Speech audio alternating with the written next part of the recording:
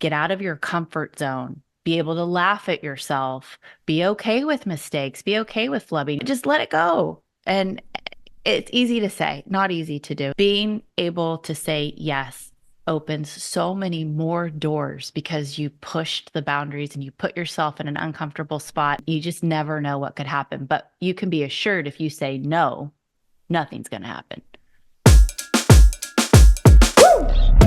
Ladies and gentlemen, boys and girls, this is the Carganilla Online Variety Entertainment Podcast. Leading off, your host, Paul Carganilla. Hello and welcome to COVEpod, the online variety show in which we aim to both entertain and inspire our podcast listeners and YouTube viewers through a variety of art forms, including music, poetry, storytelling, special guest interviews, travel blogs, dramatic readings, a whole grab bag, a jambalaya of conversations, experiences, thoughts, creative reflections to get you excited and to have something for you to listen to each week right here in your podcast feed.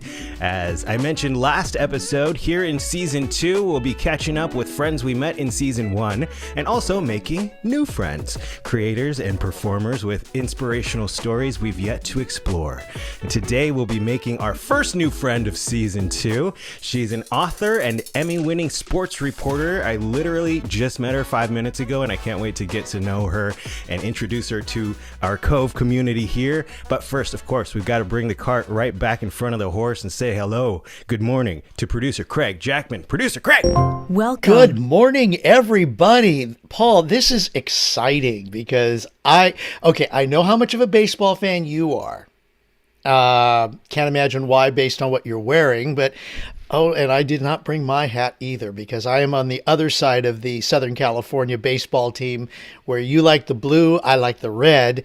But what's neat is that we're going to get to talk to somebody who is involved with baseball. And I'm going to say that she's a groundbreaker. Yeah? Trailblazer? Trailblazer. That was a better word. A trailblazer. Yes. She's definitely got a lot going on. She's juggling spinning a few plates. I'll tell everybody right off the bat here, our guest today is Amy Gutierrez, or Amy G, depending on how you know her. Amy is the best-selling author of the children's book Smarty Marty's Got Game, published in 2013. She created a scorebook for it in 2015, published a chapter book called Smarty Marty Steps Up Her Game in 2017.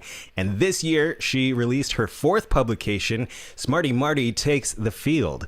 She's an 8-time Emmy-winning reporter, producer, and host, best known for covering the San Francisco Giants as an in-game reporter from 2008 to 2020. She currently works for the Giants as a host and ambassador. She's also a color analyst for the Giants AAA affiliate, the Sacramento River Cats. I love that name. Yeah. She's a podcast host, and we're going to talk about that. I can't wait to dig in. She hosts a show called Girl, How'd You Get That Gig? She serves as a lecturer at Sonoma State University, teaching public speaking and sports broadcasting. She's also a social media influencer for several clients, the biggest being McAvoy Ranch. And she was hired this year by the Sonoma County wine growers as an ambassador and sports liaison for their professional sports partnerships. She runs her own social media business and is available now as a keynote speaker. I can't believe she found time to spend a little time to chat with us. But ladies and gentlemen, please join me in welcoming to COVEpod, Amy Gutierrez. Welcome to the show. Oh my gosh, you have so much going on. We're so honored that you're spending some time with us. Well, and I'm not technically savvy because I hit the stop start video button twice. So sorry for the little flash. Those who are listening to the there audio are things podcast that I have don't no do idea. well, that's for sure. Among all the other things that you're doing, wow. Yeah, it's a busy time, but it's super fun. And, I just have to say, I really appreciate the attire, Paul. I feel very welcomed by the blue. And then we've got an Angels fan as well. So the funny thing is I actually married a Dodgers / Angels fan. So I'm used to it. I can take it. The North-South. I have so much respect for what you do, and I think it is so cool. That's like a dream job for so many sports fans or, people in the creative arts that love to follow their teams. Mm-hmm. And of course, having a San Francisco Giants ambassador on the show, I had to at least show the Dodgers a little bit of love here. I As understand. I have been a lifelong fan. I don't know if you got the info breakdown I sent, but we like to put new guests through a little icebreaker challenge called the 60-second introductory challenge, where I give you 60 seconds to tell us everything that's not on your bio that's interesting about you. Are you ready for the challenge? I'm ready. I love games. Let's go. Okay. Favorite movie all time, Rocky 1, when he loses. I'm a mother of 2. That is my most rewarding job for sure. Paul is, well, I already said it, but I married a Dodgers/Angels fan. My father, my brother, my grandmother, rest in peace, all Dodgers fans. So it's been a tough go when the Giants were actually doing well. Favorite foods. I am a total sweet tooth. Like anything chocolate, I'm down, I'm in. But my favorite meal would be my mom's tacos. I order them every year for my birthday in November. I'm a Scorpio. That is either really intriguing to people or really scary to people. I'm 50 years old, so I'm kind of excited about this next chapter in my life. Um, well, secret, maybe like a secret skill. I make fantastic chocolate chip cookies. I was a collegiate athlete. I played volleyball at UC Davis. I just hung up my cleats playing indoor soccer. I played for 25 years as an adult with girls that I grew up with playing when I was like 5. And I'm a huge pickleball fan. Bring it on. You're really good at that. One of my first questions was going to be, how did you start along this journey? But it sounds like you've been a sports fan pretty much from as a child. I grew up in a very athletic family. My dad was super athletic, a great pitcher. He was recruited and received a scholarship from Stanford for baseball. So growing up, sports were always part of my life. I have a brother who is 4.5 years older, 4 years ahead of me in school. And so he was a huge influence in me. If I wanted to participate in anything with him, I needed to get out there and swing the bat or, shoot the basketball or whatever it was that he was doing. If I wanted to hang out with him, it was sports related. My brother Michael collected baseball cards and I'd help him organize them. And so, yes, definitely part of my childhood. I kind of remember, I grew up in the era where we had TV trays to eat if you were going to eat in front of the TV, which we rarely did, but we would do it if the Raiders were playing and Jim Plunkett was the quarterback because my dad had gone to school with Jim. And so my dad was a big Raiders fan. And that happens to be the only team that Paul, I'll have to call you Paul too, Paul 1, and I agree on because of the Northern Southern California connection and the move. Paul also grew up a big Raiders fan and had a connection to the Latino side of the Raiders and Tom Flores and Jim Plunkett since Paul is Mexican himself. But we grew up like we could watch TV and eat dinner on TV trays when the Raiders were playing. Football was big in our house. It was in the 80s, the Niners, the Raiders were so good. And the Giants and A's games were always on and we went often as a child. So yes, sports was a big part. But I never saw myself working in sports. I literally fell into that. My whole career up until I began in sports was hard news. And that's what I wanted to do. I grew up, in an era of, Barbara Walters and Jane Pauley and Katie Couric came a little bit later, but that's who I saw. And that was, when I diagnosed myself or therapized myself and wondering like, how did I go this way? Yeah. I think as a little girl, we always had the news on in the evening. I saw equality on the news. I saw a man and a woman reporting, sitting at a desk, having equal positions and equal airtime. And I also felt there was definitely an attraction to the anchors that, they were good looking, that she got her hair done, she had her makeup done, she's very put together, and that spoke to me, and she was intelligent. So that was kind of the path that I wanted to take. That's what I studied at Davis. I was communications major and all my internships were in news, and then I got laid off. And that's the ultimate pivot. People think COVID was the pivot, get laid off. That's the ultimate pivot. And that was how I went down the path of sports. I landed a job as a producer at Fox Sports Net in Los Angeles right after Paul and I got married. And then that was the trajectory I was on. That's amazing. I have a similar event in my life where I started a new job. I pivoted out a creative career into working for a government agency. And I was 6 months in and they let me go. They said, you don't have what it takes to do this job. And it was the lowest point in my life, honestly, but it set me on a new path where it was completely changed my life for the better. I ended up at a different agency in a different position it's just my dream job basically. And I'd love to explore moments like that where it's just like it's easy to tell somebody, oh, when one door closes, another door opens. But to actually be a living, breathing example of that, I think is very powerful. Yeah, it's happened a couple of times in my career now. And so I think it's really important to, for lack of a better way to explain it, I'll just explain it in sports terms. It feels like failure. And, baseball is the ultimate game of failure. But you don't learn a lot about yourself. You're not tested. You don't know what you're capable of doing and how to explore your other skill sets and be confident about those skill sets until you're in that position where you're almost forced to.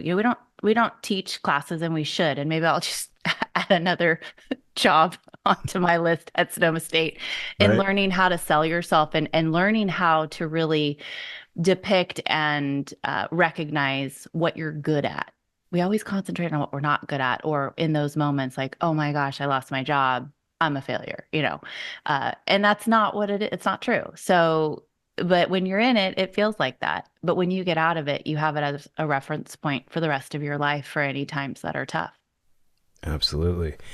And so how did you end up from going working in SoCal to working for the Giants? I know, because I didn't want to be by the Dodgers. So that was a big motivator. I'm kidding. I went to a lot of Dodgers games.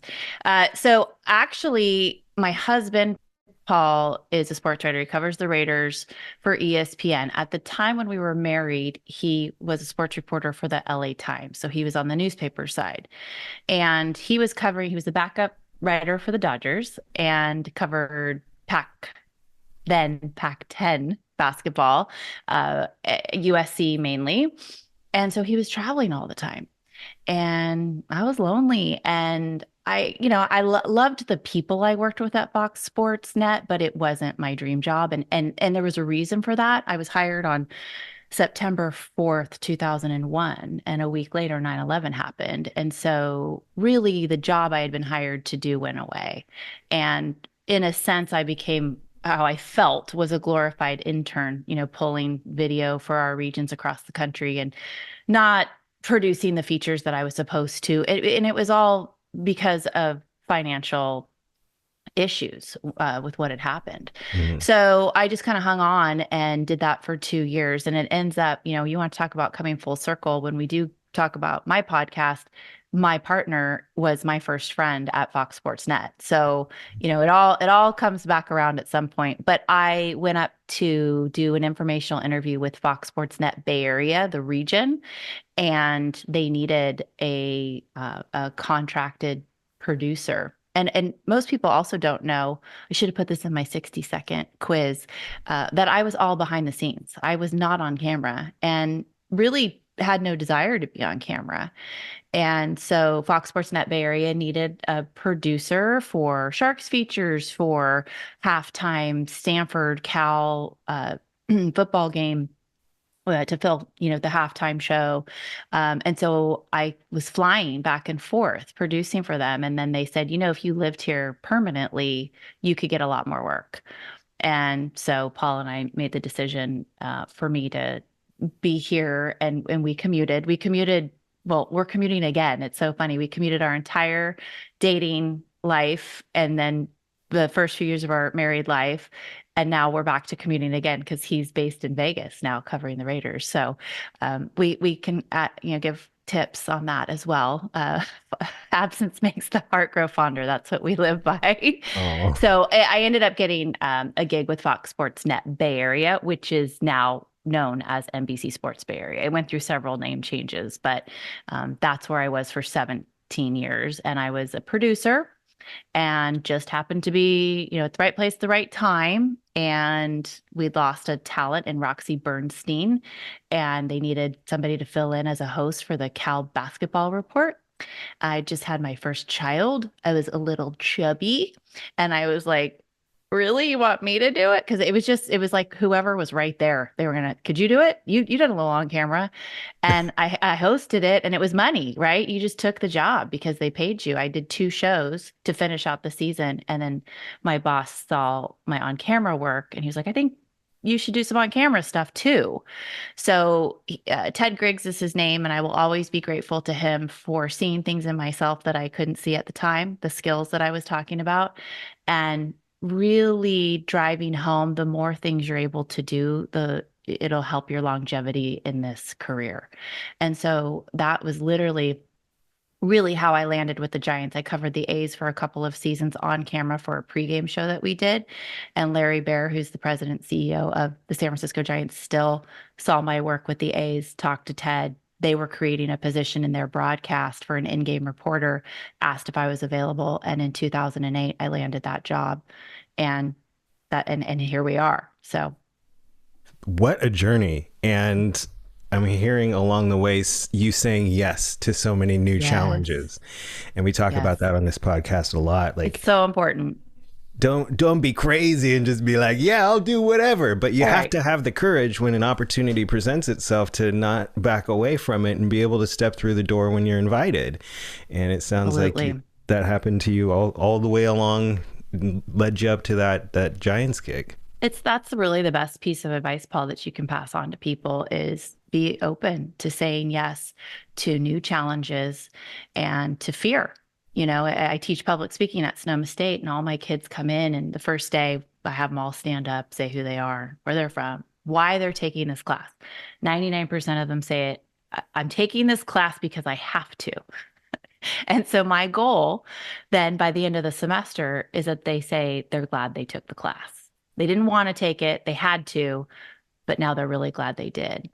And 9 times out of 10, that is the result that we get, because I really approach the class about get out of your comfort zone, be able to laugh at yourself, be okay with mistakes, be okay with flubbing. I just did a River Cats game last night. We record the open, and I kind of flubbed what I was saying, and we got out. It's a 3-person booth, and you'll like this. My partner is Steve Sachs, so we finished, and I go, yeah, I kind of flubbed that up, and Zach and Steve Sachs are play-by-play. They're like, nah, it's human. And I was like, okay. So it's, just let it go. And it's easy to say, not easy to do, especially when you're nervous and you're dealing with adrenaline and all the feelings that come with it. But being able to say yes opens so many more doors because you pushed the boundaries and you put yourself in an uncomfortable spot, but you broadened, who you're meeting, who's seeing you. Somebody might think of you for something else, and you just never know what could happen. But you can be assured if you say no, nothing's going to happen. You just sum up all of the messages we talk about on this show. Falling forward and setting yourself up. The classroom's a perfect place to do it because, you're in the same boat as all the other students who are there. Yes. But this is really, so I'm going to bring the cart way back behind the horse and tell you, so back in the day, I wanted to try stand-up comedy. Mm-hmm. And that is the scariest thing to do, and especially in front of a room full of strangers. So I was talking to a friend of mine who also was interested in trying it out, and we said, why don't we just produce our own show? We'll invite our friends to try new things. Musicians, actors, improv comedians, and we rented out a dance studio for $25 an hour and invited friends to bring in their lawn chairs and their own drinks. And we just had a ball. It was so much fun. And then that turned into a series of shows. And then COVID hit. And then we tried to figure out how to do it online. And so we created this YouTube channel called the Vodacity Network, where we were doing improv comedy, we were doing music, we were doing all kinds of new things we never dreamed we would do live during COVID, streaming into people's households. And that's how I met Amanda Benjamin. And that's how, you know, we connected with you. And that's from that experience, like all this whole network of different shows. Now Amanda hosts her own show. Now I've got this podcast, and it all stemmed from that. The very beginning, just going back to having the courage to try something new. New challenges pop up in front of you, and just being able to step up and say, okay, let me try it. It's a lot like, you know, being an improv comedian is like, you're stepping on stage, you have no idea what's about to happen, you're going to fall on your face, but being okay with trying is a huge part of, I think, this journey of life. I couldn't agree more. And I think too many times we're so focused on our ego and being liked. You know, I mean, you know, cover the Giants, cover baseball, you'll find out real quickly who likes you and who doesn't like you, and especially in this world of social media where there are no restrictions on what people feel they need to say to you, you know, and they really want to get their message across to you on how they feel about you. And it toughens you up, you know, almost to a point where I have to be careful sometimes about being too callous or too, you know, I don't want to swear on your show. I swear a little too much, but you know, you got to give some Fs. You do. You got to give some Fs, and so you got to find that balance in letting go of your ego, not taking things too seriously, but be open to constructive criticism, and really being open to just growth in general. And I'm constantly in a state of, what have I learned from this? And if you can analyze that, write it down. You know, I think it's really important to journal and to look at your accomplishments. And when you're in a state of kind of no man's land and what am I doing with this, then write down what you have done. And it'll help you figure out kind of where you want to go in a sense. And it makes you feel better about things in general. So yeah, it's you never know what one thing can lead to another always. And but again, if you don't put yourself out there, you'll be stagnant. No offense to any of my other guests, but this is quickly becoming one of my favorite episodes. I love everything you're saying. And that is something that we preach constantly, is we call it having a cookie. Like once giving yourself the opportunity to celebrate something you did and be like, that's really cool. A lot of times on this show, I'll read the guest's bio and they'll come on and be like, wow, like that was a really good bio. And I go, yeah, because you've accomplished so much, but we don't think about that. We're always in this headspace of what's next. Okay, I did that. What's next? And being able to take a step back and look at the list of things you've done and feel great about that is something we need to encourage ourselves to do. Give yourself a hug. And a round of applause. Yes. So working as a field reporter for the Giants, you did that not for the Giants. I love this story though, but you did it for 12 years for what, Fox? For NBC. NBC. And then NBC said, thank you so much. Peace out. I think the quote was, we're going in another direction. So we'll just call it what it is. Yeah, so that was a very tough phone call. Must have been heartbreaking. Must have felt absolutely very betrayed. Total gut punch. Sure. I don't know if I've ever publicly said that, but yes, I gave them 17 years. There was no, I'm not sure how much I want to get into it. There wasn't any sign coming to me that I wouldn't still be there. I was told during the season, so we're in COVID, right? So it's a 60-game season. I'm reporting from the studio because we're not allowed at the park. Kruk and Kuiper are in separate booths at the park. And it's it's Bizarro world. Everything was strange and hard and scary. And so I was told in August, right, really when they started that season, I think they played August and September, 60 games, that NBC was eliminating the in-game reporter position across the board for their different regions. So Chicago, Philly, San Francisco. but don't panic. That doesn't mean you're gone. Like we'll find a place for you, because I had been there long enough and I'd had the relationship long enough on the broadcast. And so I didn't panic. And then I did. I got the call on November 4th that we're not going to bring you back in any capacity. And that was one of my hardest days career wise. What I try to do always is say there are so many things worse than losing your job. So keep it in perspective. And I'm constantly reminding myself of that. Like, if this is your biggest problem, that you don't have this job, you're fine. You're a go-getter, and not to knock this, but I'll go work wherever. And I'd love to work at Starbucks and get my coffee for free. I'd love to be a dog walker, and like just get my exercise while being around like, the best animals on the planet. Like, there's a lot of things that I'll go do whatever. And I've never been the kind of person that wasn't going to step in and pitch in and do my part. And I think that's why I had the success I had as talent, because I hate that term. It's such a misnomer, first of all. A lot of talent has no talent at all. And it puts you in a category of diva. And I was never like that. I mean, my best friends, who are my, brothers who from another mother, are the camera operators that I worked with all that time. In those 20 years, I was producing before I was with NBC. And because I would say, what do you need? What do you got? What can I carry? What do you need help with? And that's a big piece of advice I put on the younger ones trying to break into the industry is, don't ever say, ever, that's not my job. You Right. get in there, roll up your sleeves, get dirty. I don't care who you are, where you're from, or what your job title is. Help out. Everybody needs to help out. So yes, it was devastating. And a lot of my identity, unfortunately, and that's on me, was wrapped up in that position and that career. And I definitely had my own little pity party, for sure, about what am I going to do now? What am I without this job? And you know what? It's been amazing.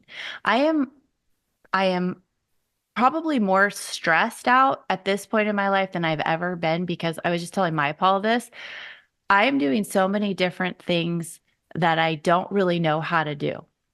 But every day I'm like, okay, where am I going now? Am I going to work with Sonoma County Wine Growers? Am I going to teach at Sonoma State? Am I calling a River Cats game? Am I hosting something for the Giants? And I will say, through all of that, the Giants have been amazing because they picked me up. They found a role for me. And this year I had some control in saying, I'm going to back off a little bit. I've been doing this thing in this box for 16 years. And I'm ready to do some other things and be closer to home. And a huge push for that was my children being teenagers and really feeling, I don't know if you have children, but feeling like as teens, they needed to be more around the house and in their lives than they do as little ones. Little ones, they need you to eat and survive, but as teens, they need your guidance and your presence in their life at most times.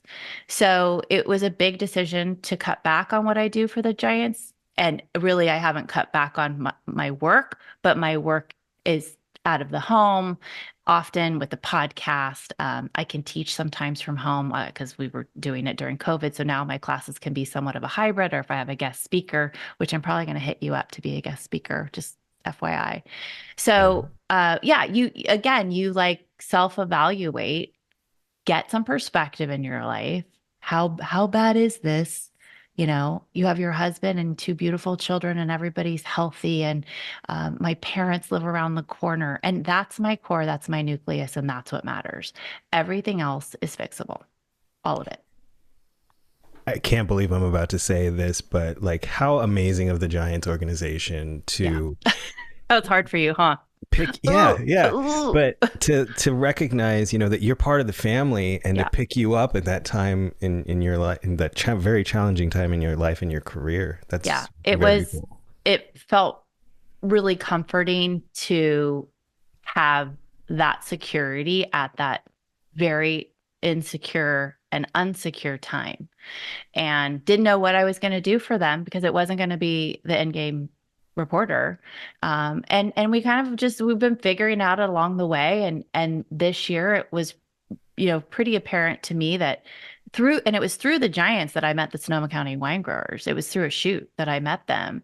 And, like you mentioned, if you hadn't started that show in the dance studio that you rented, then you're not doing this podcast right now, and you don't meet Amanda, and then you don't meet me, and blah, blah, blah.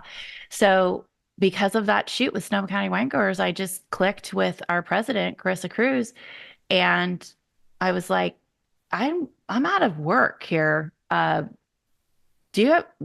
would it be like if we worked together? And she said yes. She didn't know what I was going to do, but she said, yep, nope. There's, you try and, at this point in my life, it's about working with good people. You'll figure it out along the way, and I'm really eternally grateful to Carissa for taking that call and for seeing again something in me. At that time, I wasn't sure if I had a skill set that she needed, and we're figuring that out as well. So when I say that I'm stressed in my life, it's a good stress, and you don't think that you're going to continue to be challenged in your life with work and with your career. And I wouldn't have it any other way. If you're not constantly learning, I don't know what you're doing, so that's important to me anyway. I don't like the stagnancy and paralysis of, a day that's predictable. Right. And so, my relationship with McAvoy is 10 minutes away, and it was a friend, and I said, God, I'd love to do some stuff with McAvoy. They're 10 minutes down the road. It's one of the most beautiful locations. I don't know if they need any influencers or marketing help. And she put me in touch with, the person who hired, and here we are. And after I'm with you, I'm taking my dad out there for a gelato and olive oil tasting. And it's really cool what can happen when you open up your mind to start thinking about possibilities and ask people to talk. Could we chat about what your needs are and see if anything I do fits what you need? And most people are pretty receptive to having an informational discussion about expanding their business and their marketing plans. So that would be a piece of advice I always pass on to people as well, is how you approach somebody for information. Could we chat? Could I pick your brain? Would you be open to an informational interview? And then that person doesn't feel like, oh my God, they're going to ask me for a job, so which is stressful in and of itself if you don't have one. So yeah, I'm so glad that you were able to say something nice about the Giants. Me too.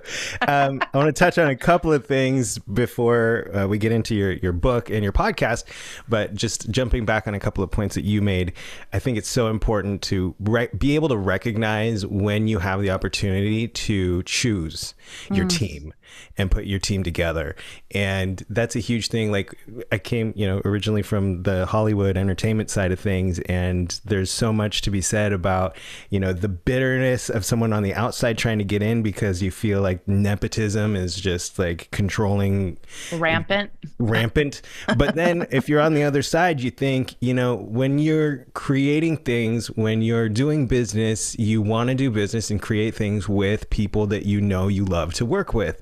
Yes. And there's nothing bad about that. You pick your favorite people to help you along this production or this journey or business, and that's how it should be. Absolutely. You also mentioned advice to the young ones starting off to just like help out however you can. Yes. And I preach that as anytime that I am able to. I remember when coming up, I was part of an independent theater group, and we all did the rigging, and we all worked the board, and we all were on stage. And then I got my first professional job at Disney, in the Disney parks as an actor, and they were putting what character were you? I started out as the storyteller / genie in the Aladdin and Jasmine show, but So I fun. remember we were in rehearsals leading up to that opening, and the tech guys were over there rigging lights, and we had a break, and I went over and I started to help, and I was, helping them hang some lights, and then one of the stage managers came over and said, Excuse me, you can't be doing that. It's not your union." And Oh yeah. it was just such a huge eye opener for me. I'm like, I come from a background of just we all Helping help. out. Yeah. Yeah. And but that's great advice for anybody out there starting off. Find help the team however you can, and that's how you make connections. It's how you learn who you like to work with, and you can all lift each other up along the way. Well, and the other thing I'll just add to that really quickly is when you do help out and you know you're doing the rigging or you're setting up whatever it is, in my world, oftentimes you realize like if you thought you wanted to be talent, now you realize I want to be an editor. I want to be a camera operator. Like this is way better. It's if you just want to try things, you get in there, ask what the tape operator does and what does a assistant director do, and so audio and all of these, and you might actually find a different path where you get so set on, at 17, 18, going to college, this is what I'm majoring in, so this is what I have to do. You're a Right. baby. You don't know. So try lots of things. And I am a firm believer in process by elimination. When you find out you do not want to do something, congratulations, because you're closer to what you do want to do. My son just walked in and gave me that's right, mom. That's right. Preach, mom. I'll also bring this up because my friend Kevin Gregg, who has his own podcast now, we used to host a podcast together called the Your Creative Journey podcast, but he would talk about how this visual of as you're climbing, you're reaching down and helping others up along the way. And if you 100%. live your life like that, you will be always surrounded by people who love and appreciate you professionally, and set yourself up for success, I think. Yeah. Yeah. I mean, your reputation is all you have. So be a good person. Be a good person, people out there, listeners out there. That's going to be... It's not hard to do. Yeah, Mom. Well, let's talk about your other creative works, starting with books. Smarty Marty. How'd that come about back in 2012, 2013? Yeah. So 2012 is when we started the discussions. And let's see, I'll try and make this a quick story because it's a long one. A local publishing company right here in Petaluma, Cameron Kids, approached me. So the Giants had obviously won in 10. This is going to be a little tough for you, Paul. I'm sorry. It's going to revolve They had around a great team at that time. A few World Series wins. And I did not wear my rings for you. I should have put all three on with that jersey, but I won't. Another time. And they approached me and said, "Hey, are you interested in writing a children's book with us?" And I said, "Absolutely not. Nope, don't." Right? I'm in that closed off. Nope. I don't know how to do it. So no.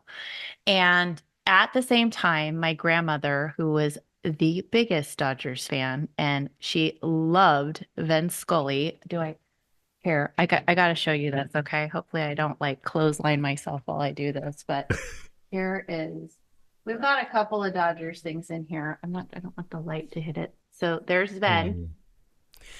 So this was a Christmas present that I gave to my grandmother because she would tease that she loved Vin so much that if he ever asked her, she might leave my grandpa for him.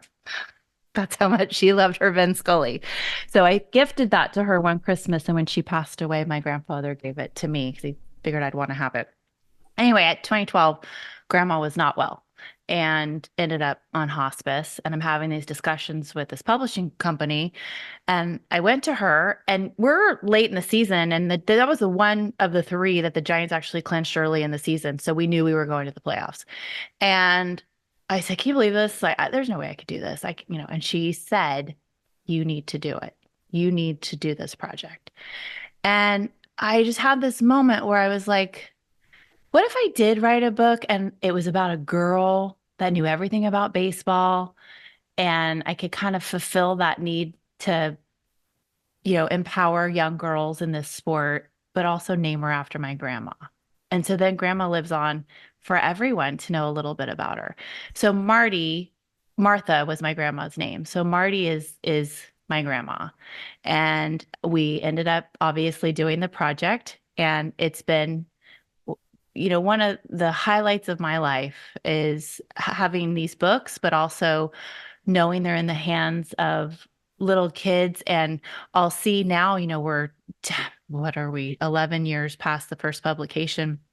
And with the new book coming out, people will bring the original book and it's worn and it's dirty and it's been loved and read over and over and over. And those camera operators that I told you about that are like family, they would tease me like, oh my God, your book. I have to read your book every night to my kids.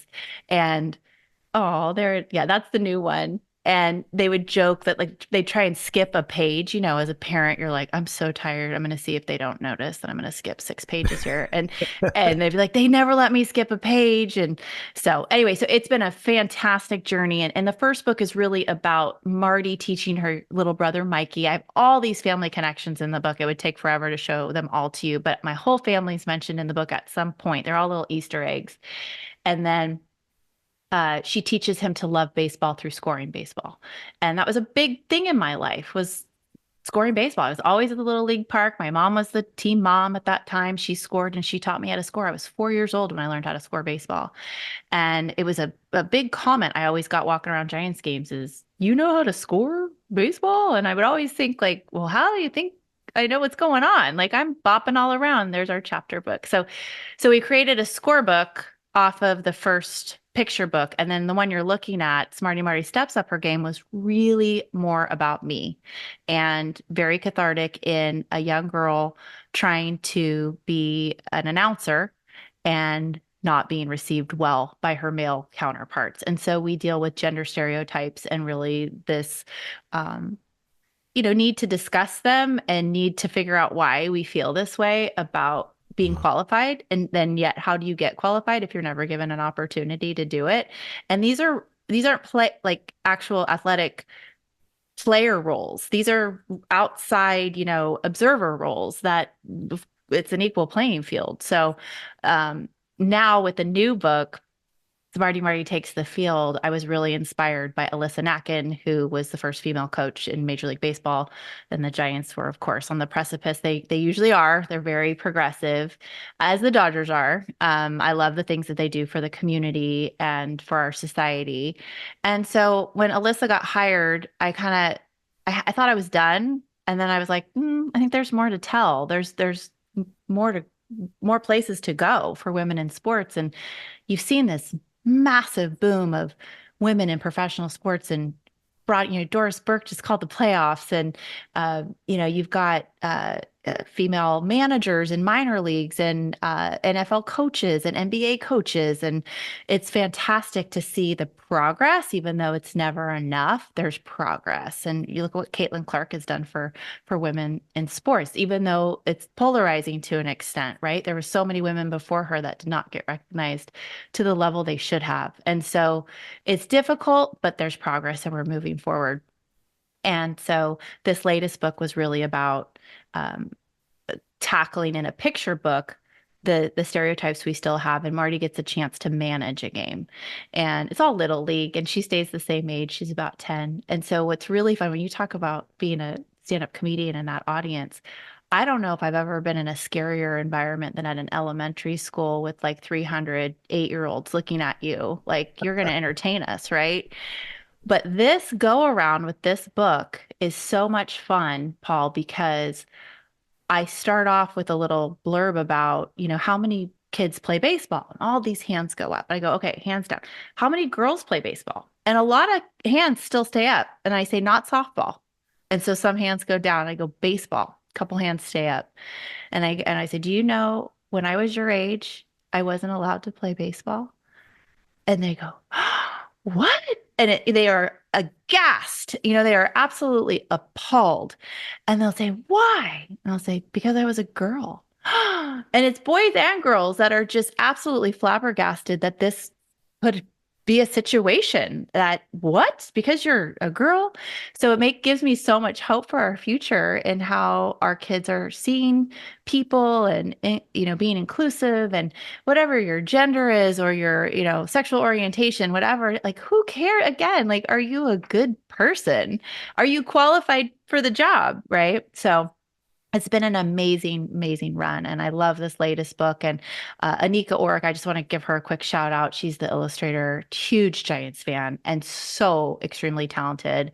And the book doesn't work without her. So it's been a great, great run. I love it. That is such a cool story, and Yeah. you're absolutely right. Like it's become so. I feel like it's taken a lot of steps forward in the past decade, but especially since the Caitlin Clark stuff started. I just got back from a work conference in Washington D.C. and a lot of law enforcement professionals around, but they're talking about Caitlin Clark's playing tonight. Oh, can we get tickets? And where these are grown men who are just sitting around and talking about trying to get Caitlin Clark tickets, and like this wasn't a thing 10 years ago. No. But how amazing for you to be able to highlight that and raise it up and to put it out there. And as someone just mentioned, one of my friends who's a Giants fan in the chat, he's actually one of our Cove Patreon community members. He says, and now you get a sandwich named after you. Yeah, well, that actually happened around the same time as the first book that came out. Paul Lucchese, it's Lucchese's Deli. Anybody in Petaluma knows it, loves it. He has been in business for over 30 years and huge Giants fan. He's longtime season ticket holder. And 12 years ago, I approached him because my social media company, I ghostwrite for a lot of small Petaluma businesses who don't have time or don't want to learn how to do it, but they need the marketing. And I approached him. And so I've worked for him since 2012 doing his social media. And we have two. We have an Aimer the Gamer 1 and an Aimer the Gamer 2. And proceeds from the sandwich go to the Petaluma Educational Foundation, which is a nonprofit here in town that serves every single school in Petaluma with scholarships and also equipment and things that schools need through grants. So it's been a really fun partnership. But yeah, the sandwiches are tasty. If you're ever in town, go get an Aimer the Gamer. 1 or 2, you can't lose. Love it. Next time I'm in Petaluma, I will for sure. Okay. And this kind of segues perfectly to not the sandwich, but the raising up the women's representation. But tell us about how your podcast came about, everything that you guys talk about there. So this is my passion project. I'm so excited that we're doing it and got it off the ground. So as I mentioned, my partner is Celeste Gehring, and she was my first friend at Fox Sports Net in 2001. So we've been friends for 23 years. And we went different ways through our career, but always stayed in touch and always really served as a sounding board to each other during difficult times in our career. I'm sure it's the same in your industry. When you're struggling, you need to talk to people who really understand the industry. And so we were kind of each other's go-to. And we kept saying at the end of each conversation, it would be, when are we going to get to work together again? This is, 20 plus years we're saying this with each other. And so we reconnected during COVID just as friends. And then we started spitballing and realized we both got asked the same question all the time. The number one question we both got asked. So Celeste is more on the production side, and she's like a producer extraordinaire. She's done every major event you can imagine. Now she works for Bally's, but Super Bowls, World Series, Olympics, you name it, she's done it. And I was more the on-camera side and very mainstream with the Giants. And the number one question we got asked was, how did you get your job? And, we're doing informational interviews with college students on this. We're getting, people are reaching out to us left and right.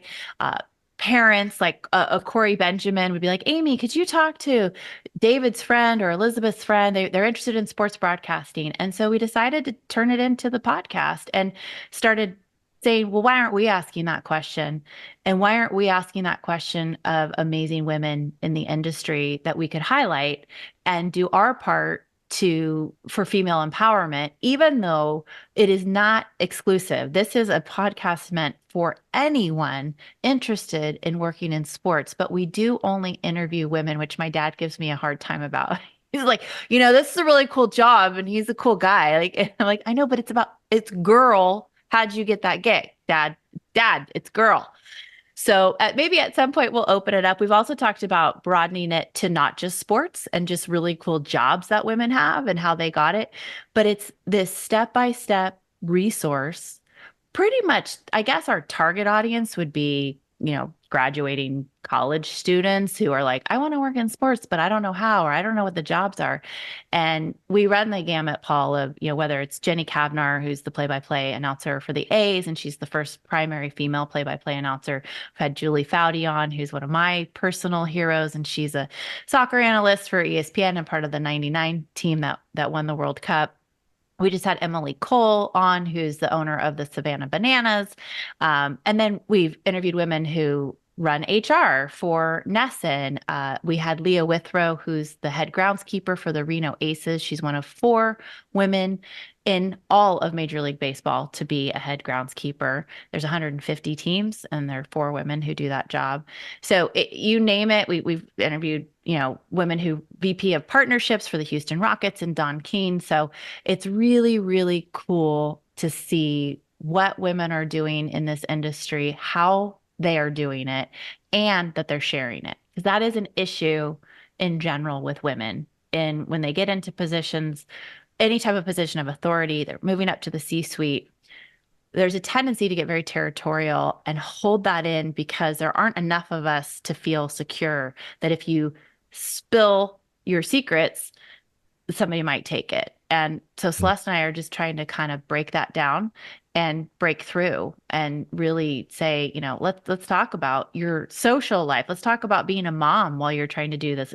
Let's talk about that you didn't have a family because of your career, all the different scenarios. And that's my favorite thing to do. And Celeste and I always joke that we have all these new best friends and we invite ourselves over to see them all across the country, even though we haven't actually gone to see anyone. But we feel like when we're done with the interview, I feel that way with you. Like, I'm like, I could totally hang out with this person. So you just feel like you make all of these great, like, pure and genuine, authentic connections with people who are sharing their path. And it's helpful. It's actually helpful. It's so important to highlight successes, as we've already touched on. And I love what you said about like every guest feels like a brand new best friend. And I feel that we feel that toward you now, of course. Oh, thank you. I hope this is not our last conversation, but me too. Anyone out there who would love to support your podcast, just find Girl, How'd You Get That Gig on your favorite podcast platform or on YouTube. Like, subscribe, leave a positive rating. I can't stress enough how much that helps independent podcasts grow. Is just to throw 5 stars at it and say a few words about how important it is to listen to this podcast.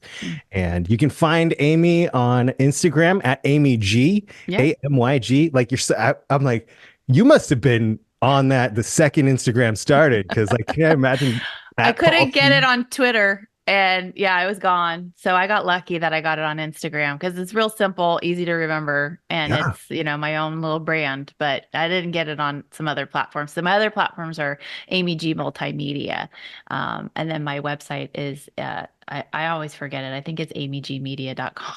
It certainly is. Amy G on Instagram works. Producer Craig has been dropping it in the chat, and I gotta encourage anybody out there. I spent like a whole evening exploring your website, amygmedia.com, because there's just so much there, and you do so many things and you keep busy. But like you said, the most important thing is to be able to have that stress, but it's the good stress. And it's being a mama. That's showing them constantly. You're always evolving. Always learning, always evolving. My dad always said to me, I don't know what I want to be when I grow up. And I've always kind of lived by that motto, like, let's throw it out there. Let's morph. It's fun, and see what you can do, and have a baseline of skill sets and then expand on them and show them, never stop. You never stop. When you carry a torch that is lit by your heart's fire, you find the right doors to walk through. And I feel like you've been doing that and continue to do that. And I wish you all the very best success. I thank you. I know you're so busy. I thank you again for spending time with us today. So much love for our new friend, Amy G. Ladies and gentlemen, give her a hand. Aww, I love the sound effect. Thanks. All right, guys. Oh my gosh. I could listen to her for hours. Same. I And mean, good. I'm subscribing today to Girl, How'd You Get That Gig? Definitely, yes, I can only imagine that for any woman who wants that extra boost of energy, of self, that this is exactly what is needed, especially now that women are, and I don't want to say they deserve to be where they are. In other words, if they can do the job, because my girlfriend and I had this discussion, if they can do the job, they deserve to be there. Period. I mean, I'll be the first one to say I think women do things better than men across the board. We should always be raising them up. And I love that she's got that podcast to do it. Girl, how'd you get that gig? And I'm like, I really want to get those Smarty Marty books for my kids, but I also maybe they make a Dodger version. I don't know. And I got goosebumps. I got like my heart swelled when she told us the story about how she became named Marty and how grandma lives on in these children's books. Oh my God, that is real life magic. Yes, it's a tribute. It really is. Ugh, and it's interesting, Paul, that especially the way that we've wrapped up this podcast, I have a poem that talks about women's solidarity, empowerment, leadership, and equality. And this poem was shared on the International Women's Day website, which obviously, by the way, is celebrated March 8th. And what a great way to share poetry in this regard about women. And I hope this does justice to even close to what Amy was sharing, because boy, what a superwoman she is. I mean, just to take the bull by the horns and run. And which is what, like you said during the podcast, what we do at Vaudacity is allow the people to try, say yes, go for it, and find out if that is something that they want to do. If not, at least they gave it a try. If you fall, at least you're falling forward. Let that sink in. Yes, absolutely. So if you'll indulge me, this poem is from Ayesha Islam, and it's called Let's Fly Together. Love the title. Can't wait to hear the poem as interpreted by Craig Jackman.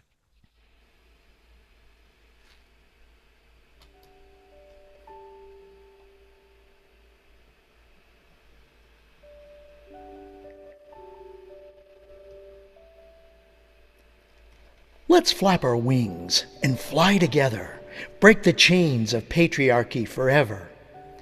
We stand united, hand in hand, no longer silent. We take a stand. We need more women in leadership roles, their ideas, their vision, and their goals. We own our bodies, we own our minds, we leave oppression far behind. We lift each other up. We amplify our voice. We fight for our rights and our choice.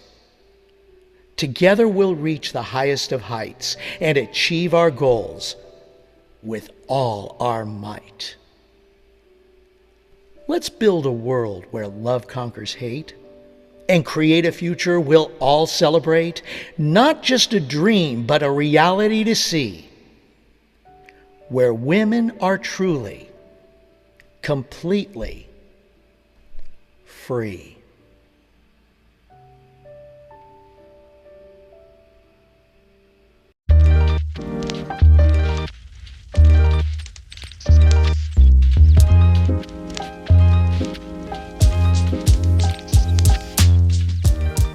Season 2 has launched. Be sure you're subscribed, as here in Season 2, Cove Podcast will be on every other Tuesday, and in the Tuesdays in between will be my new show, Titanic Legacy Podcast. Be sure you're subscribed to that if Titanic interests you. But can't wait for a brand new season, catching up with old friends and meeting new ones here in the Cove.